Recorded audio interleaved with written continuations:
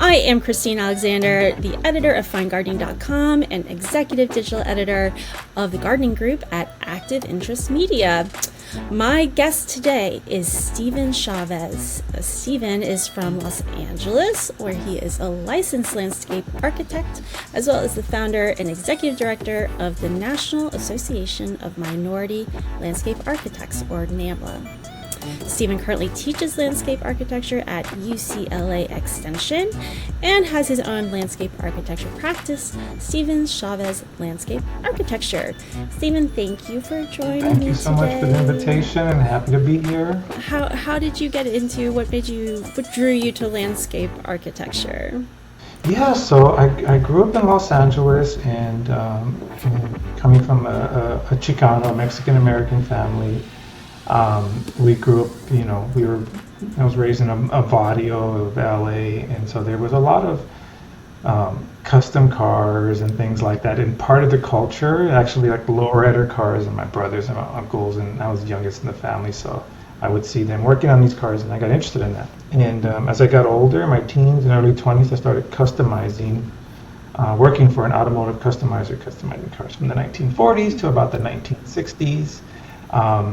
But then I got interested in architecture, kind of a little bit of a similar form in some ways, where there's proportion and materiality and all that. So I went to community college to study architecture. But then as one of my general education requirements, I took an environmental science course and fell in love with environmental science. So I said, how can I combine architecture and environmental science? And then that's when landscape architecture came up. But car design, or no, it was actually like auto body and paint. That's so an it was unusual it was path. I feel like yeah. To have found your way, but I guess when you're drawn to design and form, and so you're saying, and you kind of made the transition. That's really interesting. Another thing was that I moved from LA to Seattle, and being in Seattle, it was like a city in a giant park, and that also influenced me in like, wow, how beautiful landscapes are designed, natural and built landscapes are, and how much that can affect, your mood and everything, and just in how much you feel attached to the landscape and the place, So that was absolutely another factor in me going into landscape architecture. So your move to Seattle being sort of a point where you could really see, having grown up in Los Angeles and then going to Seattle, what those two different cities, how they made you feel, or, how they were kind of designed, was impactful? Yes, absolutely. In Los Angeles, there's, Los Angeles developed really rapidly in the 20th century, especially the mid 20th century, like 1950s and 1970s. And so a lot of infrastructure was getting built without much time to really think about how this stuff is going to be built and how it's going to affect the natural environment. And so there's a lot of built up infrastructure and concrete, and you get the urban heat island and all that effect from everything. And in Seattle, I think it just happened a little bit slower over time, and there was, naturally there's much more greenery there. And there was a lot more care about how they use their waterfronts, and their rivers are more natural. And you've got Lake Washington and Puget Sound and all that. So that definitely did the difference between the two definitely impact how I felt about what landscape architecture can actually do. Coming back to LA and just thinking about what potential can landscape architecture be applied to kind of repair some of these areas. Mm-hmm. Well, and as you mentioned as well, that it's not just the aesthetics. It impacts how you feel and your health and things like that. I think I was reading something recently that said that lack of green space correlates with like higher rates of asthma, depression, obesity, things like that are really impacted by just being able to go to a park or have a space that is green to enjoy.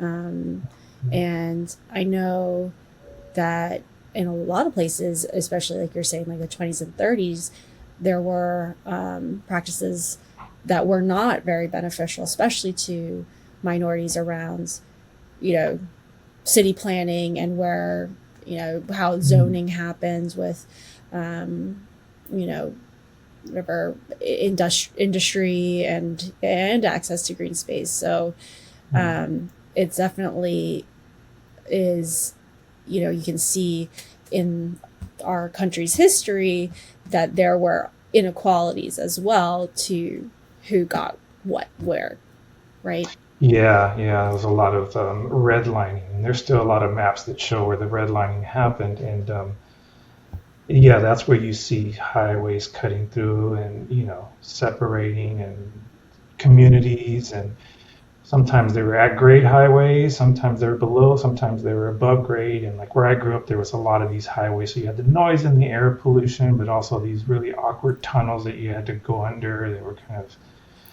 felt uncomfortable going through, and just to get to school and back. So yeah, there's definitely that with redlining and even access to loans to purchase homes and things like that. Right. Yeah.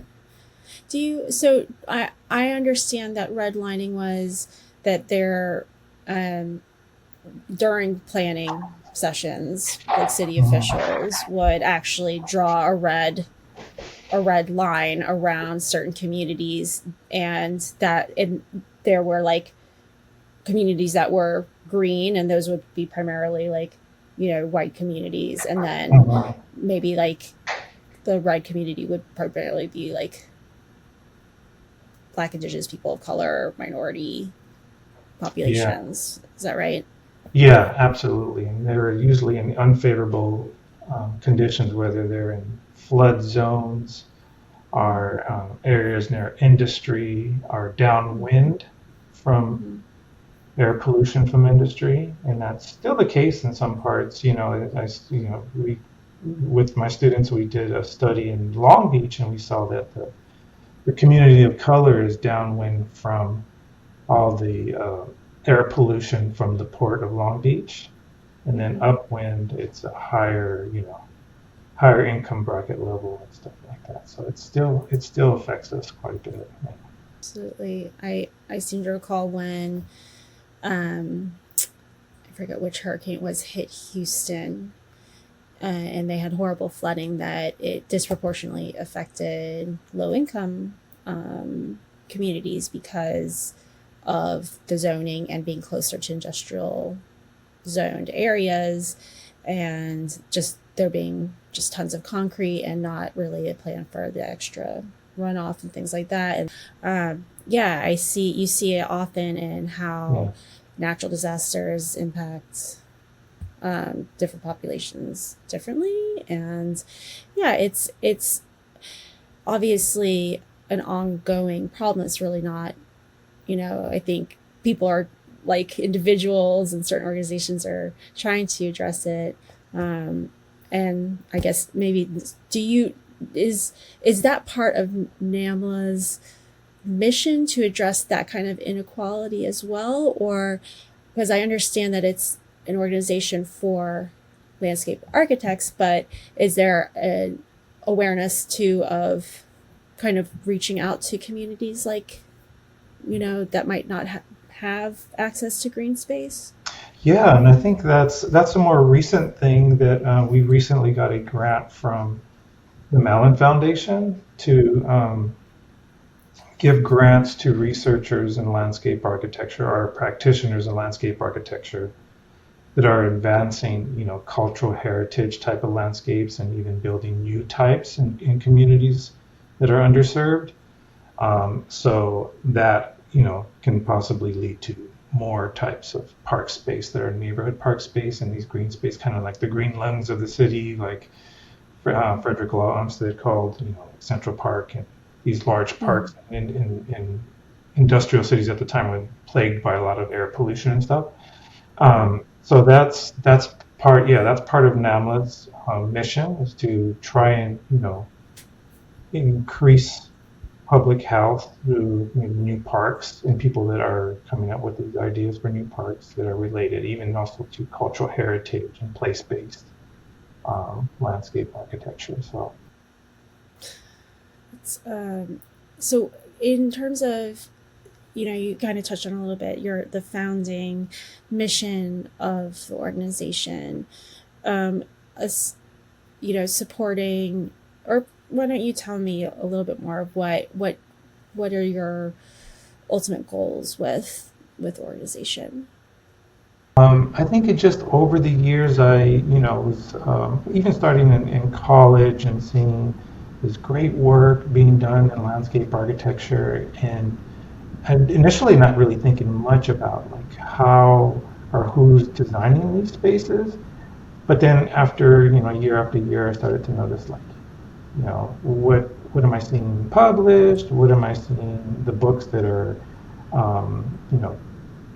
actually assigned for assignments in college and all that, and there wasn't much diversity in that in terms of like who were actually designing these spaces or who were writing these books or anything. And it just made me wonder, like maybe there's just a need for more people of color and minorities to be part of not just going into college and studying in the landscape architecture program, but actually becoming leaders and decision makers and lead designers in how landscapes are designed and built. I recall, maybe you could speak to this a little bit, that on the outside it might be confusing for people to understand why does it matter, right, what color the person in charge making the decisions is. But I know from studies I've seen that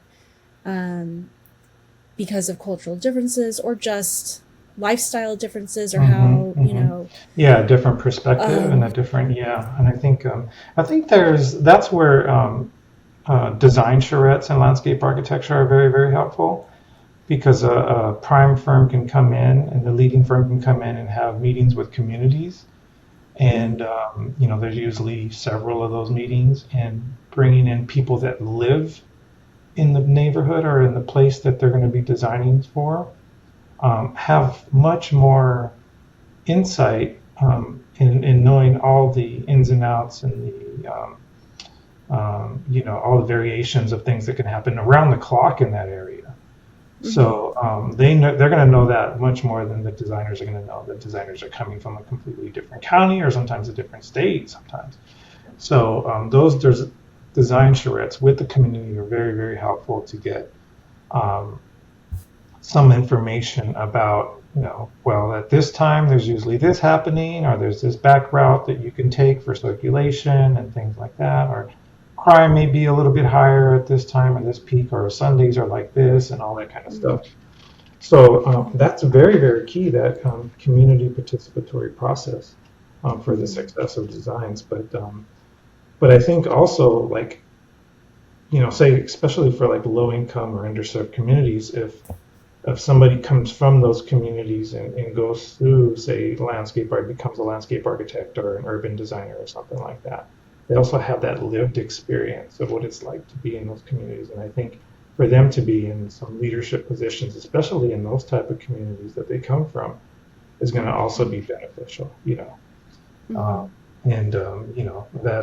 that goes really beyond, race. That's also just socioeconomic status and cultural status, things like that. I think that's one thing the landscape architecture has been behind on, is that new types of culture or new paradigms in landscape architecture have not really developed much, even say in garden making, things like that,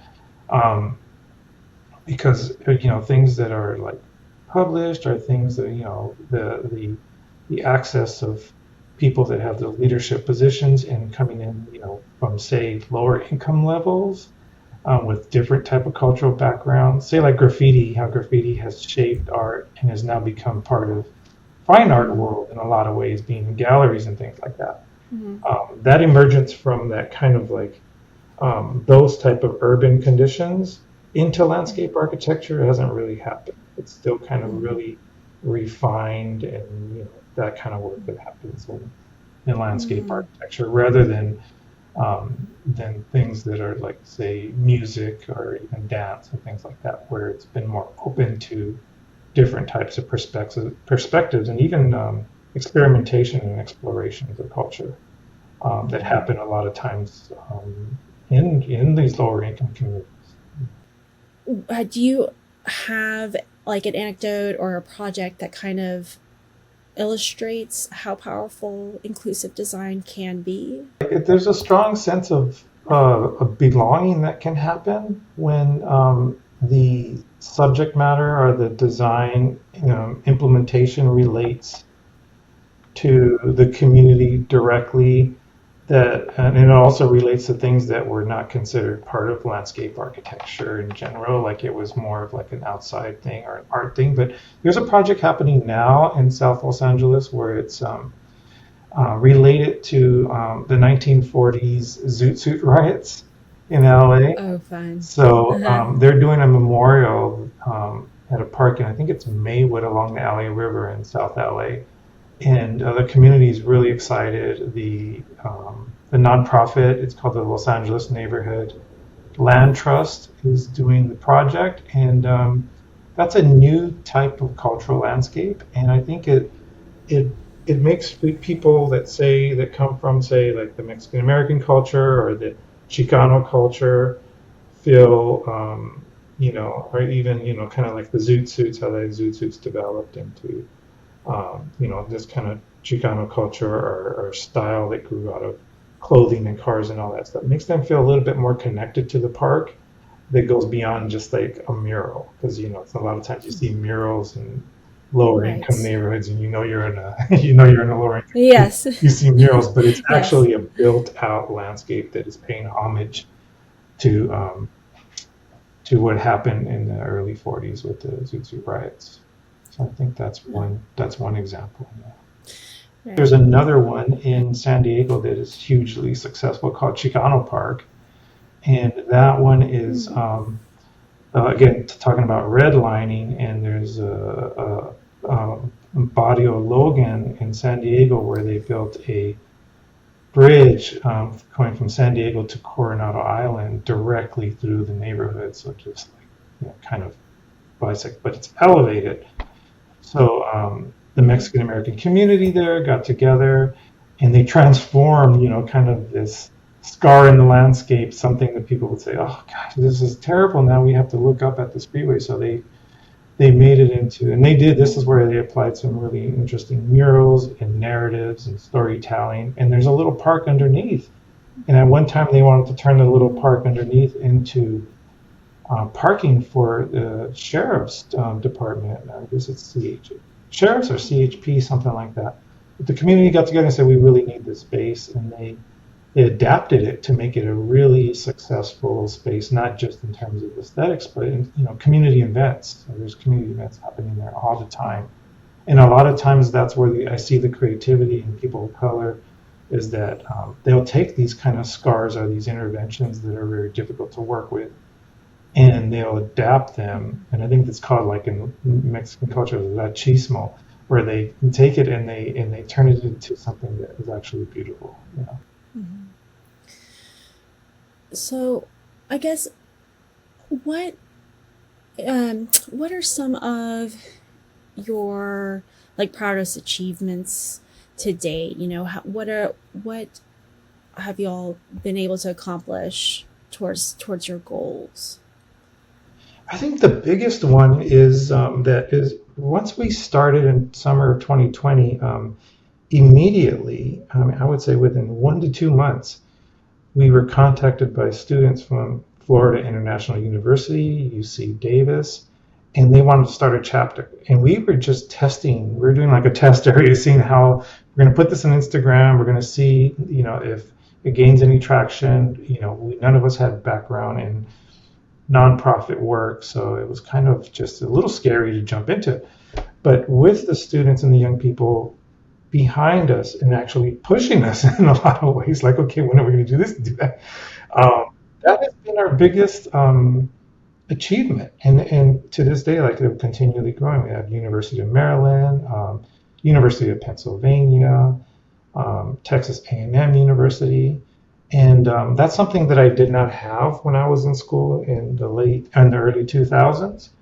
Um, is other groups or people of color that you can, that you have similarities with, say, in certain types of cultures or growing up, that you can communicate and come up with, say, design ideas that reflect that culture or anything like that. So it's been good to see that it's helped them with the networking, because networking is huge in any profession, especially landscape architecture. If you don't have the networking support in a broad network, it's harder to have access to opportunities. So that, yeah, student chapters has been the biggest, I think, and I think they're going to lead on what happens with NAMLA as we move forward too. What What do you think some of the biggest challenges that minority landscape architects currently face? Yeah, Maybe like I know you mentioned networking. yeah, I think in landscape architecture in general, it's networking, but usually the people in the positions of hiring and things like that are not people of color. It's starting to change. Things are getting better, so that's been good. But I think and this goes for pretty much everybody, and it's a huge problem. For people of color is um, the problem of favoritism that you see and and it's not just in landscape architecture. It's in all jobs and trades, and that's a big challenge. I'm not sure how we deal with that or handle that. And it's a big challenge with landscape architects of color, because a lot of times, uh, if they are contractors or hired, they're kind of expected to create a kind of cultural landscape rather than a contemporary landscape. And it relate more to like their background or their upbringing and stuff like that. And I think in some cases that could work, especially in certain communities where there's like this really majority population with this certain sort of cultural lore or local lore there that's happening. But a lot of talk to the black and brown landscape architectures, and we want to feel like we're being pigeonholed into like creating certain types of landscapes. And I think that's where like um, Caucasian landscape architects um, are able to do more of just like contemporary stuff or contemporary work, and that it is more neutral and universal for everybody that's going to come to this town square or this park or something like that. Um, It's such a fascinating, um, I don't know, calling, I guess, where your canvas is sort of just the living world. It's really cool. Okay, I think this is my last question. You have a favorite landscape architect or favorite park? oh Or yeah, clearly, yeah, yeah. No, I love Dan Kiley, and he's done some work in Connecticut. Yeah, his practice was in Vermont, and he's um, did a lot of work in the 1950s to about the early 1980s. Dan Kiley, so yeah. And favorite space or park? Probably Gasworks Park in Seattle, and yeah, and Central Park in New York, especially in the fall or winter. yeah, the whole thing. Mm. The whole Central Park. The It's whole Central Park. it's. I mean, it is. He did a good job. They all did a good job. But Yeah, no, I yeah, haven't seen yeah. Gasser. I'll have to go check that out. I'm going out to Seattle in August, so I'll have to go check it Oh, out. great Yeah. time. Yeah, the landscape architecture in Seattle is amazing. By Richard Haig, started the program at the University of Washington. Blodow Reserve, Gasworks Park, Olympic Sculpture Park. So many good things there. That's Yeah. awesome. Thank you so much to Steven for joining me today. To find out more about NAMLA, make sure to go to their website and follow them on social media. Their website is nationalamla.org, and there you can find out information about the grants and opportunities they currently offer, as well as any events. You'll also want to check out the newest issue of Fine Gardening. It's available online now at finegardening.com. And make sure you hit the subscribe button on our YouTube channel if you're catching us there. If you liked this and want to see more, you'll definitely want to hit subscribe. All right, thanks to everyone, and we'll see you soon.